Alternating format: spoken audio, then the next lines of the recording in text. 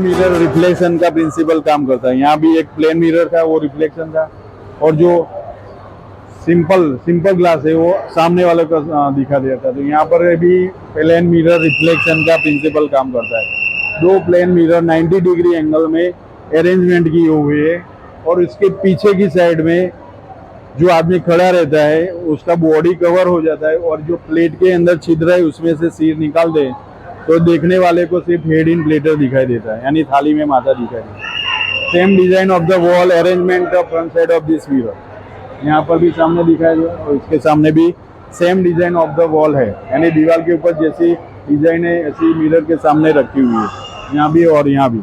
अब जब आदमी अंदर खड़ा रहता है तो यहाँ पर हेड इन प्लेटर यानी थाली में माथा दिखाई देता है। सिंपली इधर पीछे जाना है, और इसके एक स्टूल है, कम हाइट वाले हो तो स्टूल के ऊपर खड़े रहकर हेड को पास करते प्लेट में से, तो यहाँ हेड इन प्लेटर दिखाई देता है। देखो मैं अंदर जाता हूँ।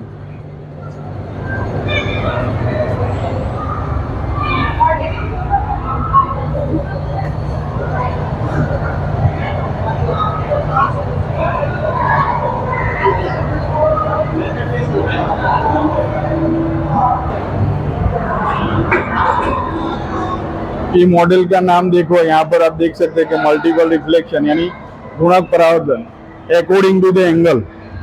ये जो मिरर हम देख रहे हैं दो, जैसे एंगल कम करो तो हमारी मिरर इमेज यहाँ ज्यादा दिखाई देती है।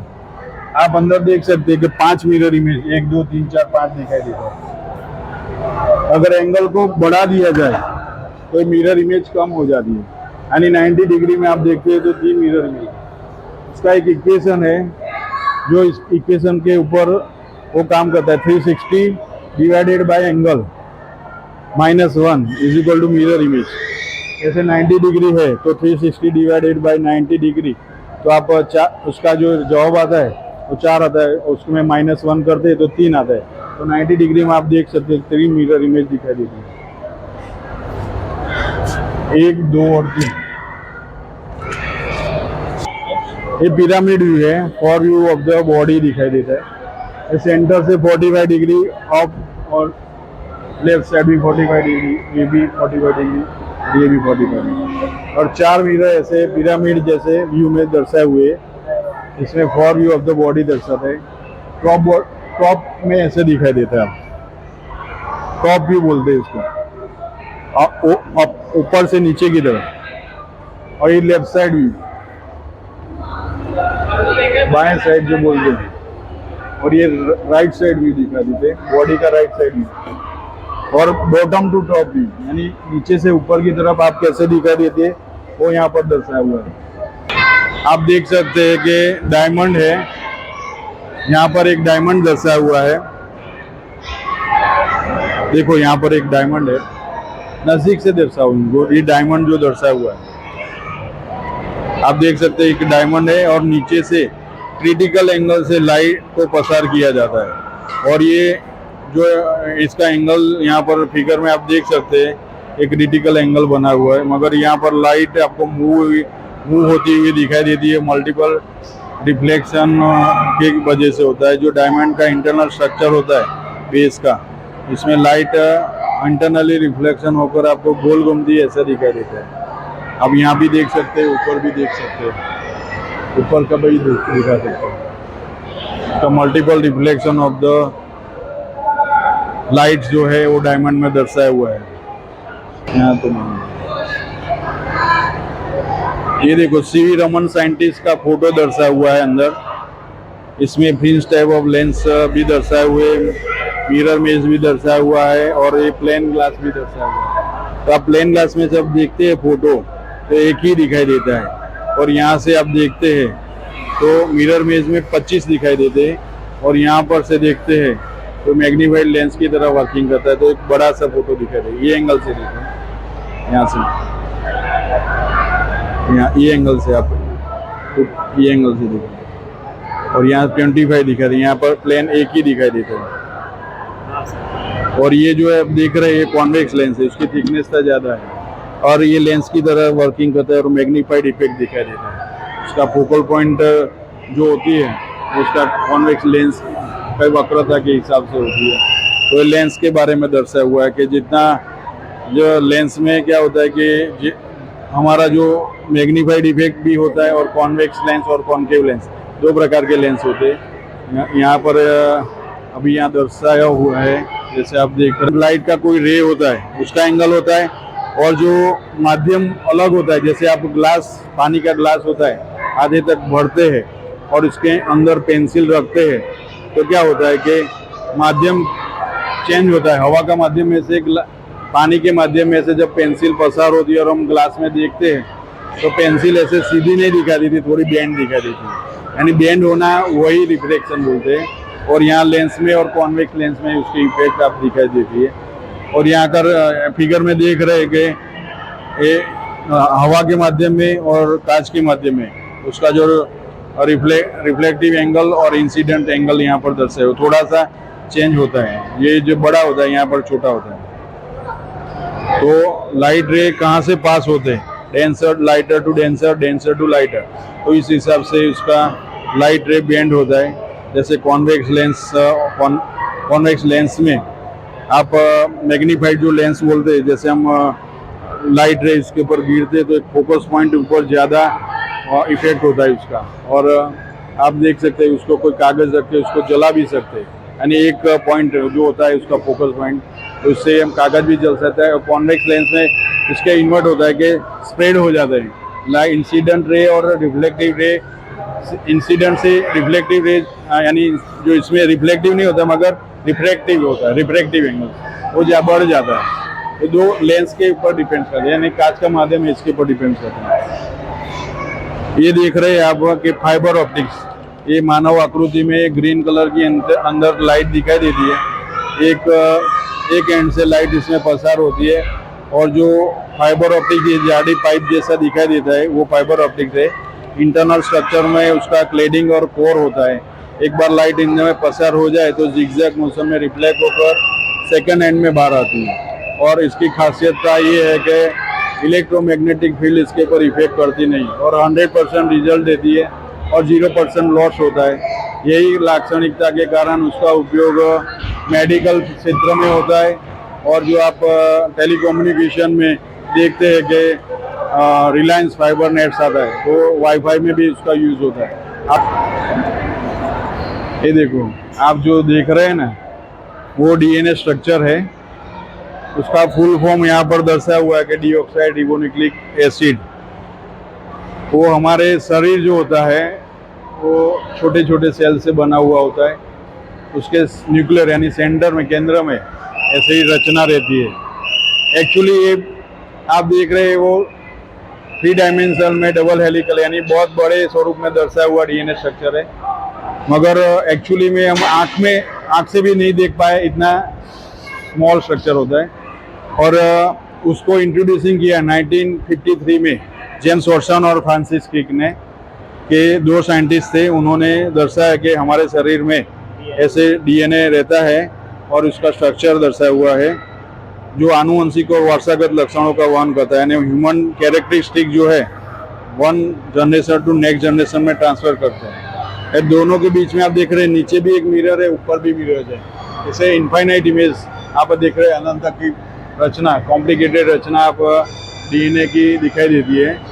ये जो व्हाइट लाइन है वो हाइड्रोजन बॉन्ड है, 2 और 3 से बने हुए, और अलग अलग कलर के बॉल देख रहे हैं आप। ATGC की रचना है, एडेनिन थायमिन साइटोसिन गुआनिन, वो ऐसे डीएनए स्ट्रक्चर की रचना दर्शाई हुई है।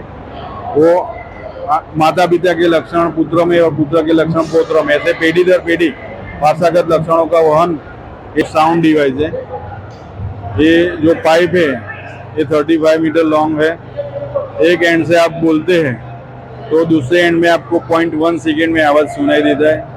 आवाज़ की स्पीड यहाँ पर तो दर्शाए हुए 344 मीटर पर सेकेंड। तो जब हम यहाँ से बोलते हैं तो यहाँ से आवाज़ की तरंग एक पाइप में हवा के माध्यम के द्वारा पसार होकर दूसरे एंड में आने का समय जो है 0.1 सेकेंड लगता है। और उसके टेम्परेचर के ऊपर भी डिपेंड्स करता है और कौन सा मीडिया है उसके ऊपर भी डिपेंड्स करता है। यहाँ पर मीडिया जो है वो एयर है। तो हम जब भी बोलते हैं तो तरंग एक एंड से दूसरे एंड में आप पॉइंट पास होकर स्पीडी से पास होकर आपको 0.1 सेकेंड में सुनाई देते हैं। जैसे मैं यहाँ बोलता हूँ तो यहाँ सुनाई देते हैं, हेलो हेलो हेलो हेलो, यहाँ से यहाँ सुनाई देते हैं। तो दर्शाता है मॉडल, वो स्पीड ऑफ साउंड दर्शाता है, आवाज की जो स्पीड होती है वो दर्शाता है। इससे 10 गुना ज्यादा लंबाई की पाइप होती है तो भी आप एक एंड से दूसरे एंड में 1 सेकेंड में सुन सकते हैं। ये 10वीं पर्सन यानी 10वां भाग है कुल लंबाई के, आवाज की स्पीड की लंबाई के। One type of playing instrument है, इलेक्ट्रॉनिक हार्प बोलते हैं। पास्ट टाइम में स्ट्रिंग और वायर से यहाँ पर स्ट्रिंग और वायर लगाए जाते थे और नेचुरल साउंड क्रिएट किया जाता था। अगर हमने अभी ये डिजिटल टेक्नोलॉजी इसमें अप्लाई किया हुआ है और जब हम बटन दबाते तो ये सिंथेटिक साउंड क्रिएट करता है। हर एक पॉइंट में से आप देख रहे हैं साउंड क्रिएट होता है, सिंथेटिक साउंड।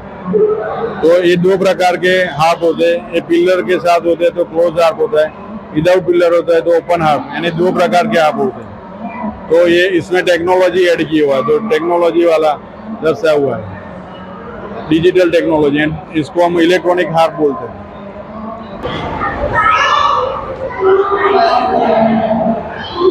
ये मॉडल का नाम मैकेनिक्स यानी आंतरिक डिवाइस है, मैकेनिक्स डिवाइस है। और ये मॉडल जो आप देख रहे हैं उसमें दर्शाया हुआ है कि कौन सा रन्स अपहिल और क्वेश्चन आर्क दर्शाया हुआ है। शंकु ऊपर की तरफ जाता है और क्वेश्चन आर्क यानी क्यों जाता है, उसके पीछे जो साइंस का रीजन है वो दर्शाया हुआ है। जैसे 2 सॉलिड कोन बेस से जुड़े हुए होते हैं और उसके बेस के सेंटर में से पाइप पसार होती है और पाइप को हम मिडल लाइन बोलते हैं। जब हम यहाँ से छोड़ दे तो संपर्क सपाटी आप देख रहे हैं कि बेस की है, तो बेस डायमीटर ज्यादा है। जब हम छोड़ते हैं तो ग्रेविटेशनल फोर्स हर एक कण के ऊपर लगता है, कण के हर एक कण के ऊपर, मगर जो सेंटर में लगता है उसको सेंटर ग्रेविटी पॉइंट बोलते हैं। अब हम छोड़ते तो क्या होता है कि यहाँ से आप देख रहे हैं कि पाइप की हाइट बेस यहाँ टेबल से माप ले तो यहाँ ज्यादा है और सेंटर में जाने तक कम हो जाती है, क्योंकि हर एक बार जो संपर्क सपाटी यहाँ से चेंज होते हुए पाइप की तरफ जाती है। आप सामने से देखेंगे तो पाइप नीचे की तरफ आते हुए ऐसा दिखाई देता है।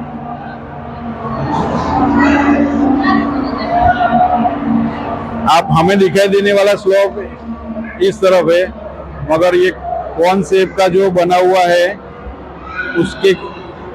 उसमें आप स्लोप का निर्माण ऑपोजिट डायरेक्शन में क्रिएट होता है, उसकी शेप की वजह से।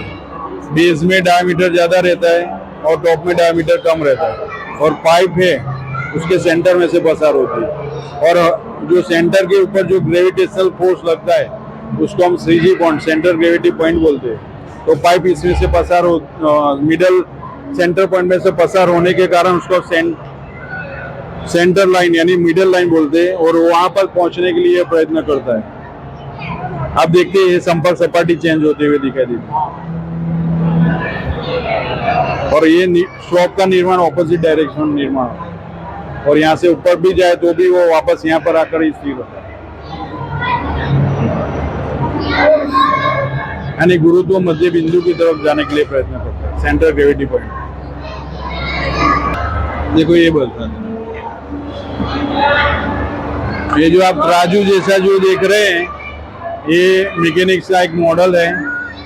आप देख रहे हैं कि ये सेंटर है और सेंटर से सेम डिस्टेंस में दोनों साइड पल्लू लटकाए हुए हैं। यहाँ पर कोई चीज रखते हैं हम, फॉर एग्जाम्पल आप कोई भी रख सकते हैं कि ये बाउल में समा सके, और इसको घुमाने पर दोनों के जो चीज रखी है ऊपर ग्रेविटेशनल फोर्स तो लगता ही है, और घुमाने पर centrifugal force centre to outside equally divide होकर उसके पर सेंट्रीफ्यूगल फोर्स भी लगता है, यानी 2 फोर्स अप्लाई होता है जब ये घूमता है तब। तो इसके कारण उसमें रखी हुई चीज कोई भी चीज गिरती नहीं है। जैसे मैं बोलता हूँ कि ये हमारा मोबाइल है, मैं इसके पर अंदर रखता हूँ और इसको ऐसे घुमाता हूँ तो भी ये गिरता नहीं है।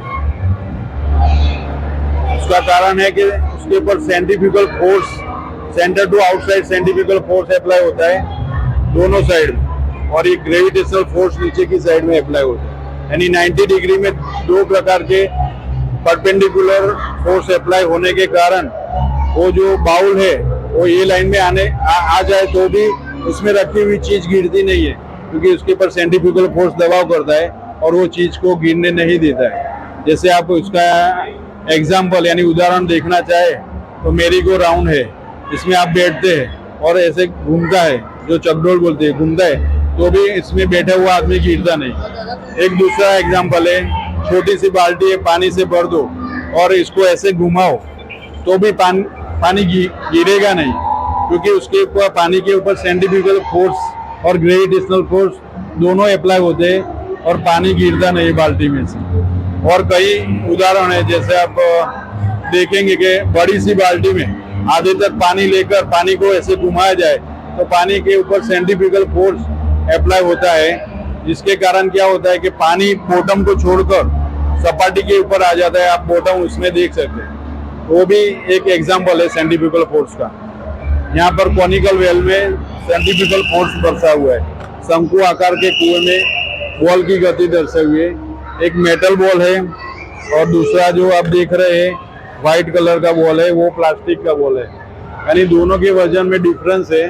जब भी हम दोनों साथ में बॉल यहाँ से छोड़ते हैं तो क्या होता है आप देख सकते हैं, मेटल वाला बॉल ज्यादा घूमता है, क्योंकि उसके ऊपर वजन ज्यादा होने के कारण सेंट्रीफ्यूगल फोर्स mv²/r को ज्यादा फॉलो अप करता है, और जो वजन कम होने से उसके ऊपर सेंट्रीफ्यूगल फोर्स कम लगता है। और व्हाइट बॉल जो कम वजन के कारण तुरंत नीचे आ जाता है, और जो वजन वाला बॉल ब्लैक कलर का है वो ज्यादा समय तक अंदर घूमता है, क्योंकि जो कॉर्न के इंटरनल यानी अंदर आप देख रहे हैं उसकी दीवार जो है, उनके अंदर के फ्रिक्शन होने के कारण उसके ऊपर उसका वेग कम होता है और ग्रेविटेशनल फोर्स उसको नीचे खींचता है, उसके कारण वो नीचे आता है। जब आप कार और बाइक में बैठे होते हो और आप देखा होगा कई बार मेले में कि वो मौत के कुएं में कार और बाइक इसमें घूमते हुए दिखाई देते हैं, तो उसमें भी ये प्रिंसिपल काम करता है। mv²/r को फॉलो करता है।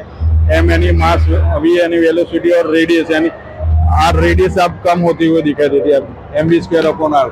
दोबारा देख लो, ये मेटल बॉल ब्लैक है और प्लास्टिक का व्हाइट बॉल है, दोनों साथ में हम छोड़ते हैं तो भी ये प्लास्टिक का बॉल जो व्हाइट है तुरंत नीचे आ जाता है, और वजनदार बॉल जो है मेटल का ब्लैक बॉल वो ज्यादा घूमता है। और इंटरनल सरफेस के फ्रिक्शन की वजह से उसकी वेलोसिटी कभी कम हो जाती है और ग्रेविटेशनल फोर्स उसको नीचे खींचता है तो नीचे की तरफ आता है। मगर कार और बाइक में वेलोसिटी को कांस्टेंट रखने के लिए एक्सेलेरेटर का यूज होता है। वो कंटिन्यूस एक्सेलेरेटर ऐसे रेस बढ़ाए जाते हैं तो अंदर घूमते ही रहते हैं, फ्रिक्शन की इफेक्ट इसमें कम हो जाती है। जब उसको रेस कम किया जाता है, उसकी वेलोसिटी कम किया जाता है, तो ग्रेविटेशनल फोर्स के कारण नीचे की तरफ आ जाता है। पकड़ ले लो। बहुत बहुत सर धन्यवाद आपका सर, इतना समय दिया आपने, लगभग 1 घंटा समय दिया और इतना पूरा समझाने के लिए पूरा 2 घंटा भी कम पड़ता है। हाँ सर, हाँ। अगर यहाँ पर विजिटर्स आप देख रहे हैं कि कितने सारे होते हैं, उनको भी समझाना पड़ता है। सर बहुत बहुत आपको मेरे को भी खुशी हुई और आप हमें साइंस सिटी में आए, आपका बहुत बहुत धन्यवाद। उसका प्रचार होता रहे, ज्यादा से ज्यादा विजिटर आता रहे। सर यहाँ का वीडियो अपलोड करने में कोई दिक्कत नहीं सर, यूट्यूब छोड़ने में कोई दिक्कत नहीं ना? नहीं कोई बात नहीं। बहुत बहुत धन्यवाद सर आपका। कई लोग आते हैं, अपलोड करते हैं वीडियो, यूट्यूब में बनाते हैं, अपलोड करते हैं। ठीक है सर, थैंक यू। आपका नाम क्या है? सर मेरा नाम सर राना बिहार वाला करके है सर। राना बिहार वाला? जी सर। कौन सी चैनल चलाते हैं? सर राना बिहार वाला ही चैनल है। राना बिहार मैं देख पाऊंगा यूट्यूब? हाँ सर।